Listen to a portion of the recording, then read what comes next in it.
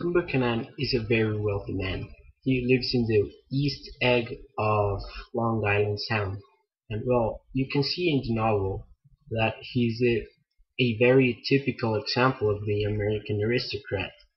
Because, well, for one thing, he comes from a long line of wealthy people.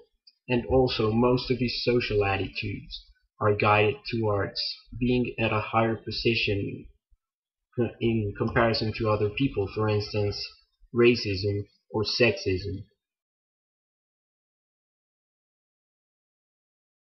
The Valley of Ashes is sort of a barren land, a very poor land, located between the West Egg and New York.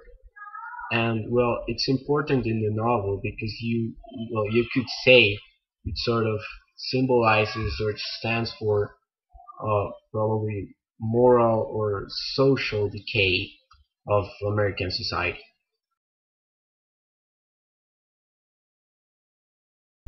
Well, Nick meets Gatsby almost by accident. He's talking to just someone at the party, yeah, a man, about a sort of hydroplane, something like that.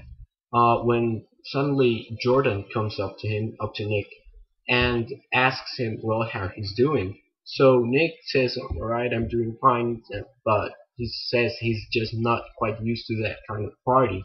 And in that moment, he tells her about how that man Gatsby has sent a sort of messenger to invite him to that party. And well, in that moment, the man he was talking about says, I'm Gatsby, and that's how they meet.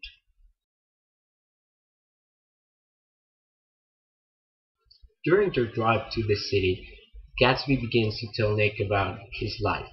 So he tells him that he's from a Midwestern family, and he also tells him that he has studied in Oxford and several other life accomplishments. So, for instance, he tells Nick that he is pretty much a World War One hero recognized by many countries in Europe. However, these stories seem very unlikely, and because of this, Nick is very skeptical to what Gatsby tells him.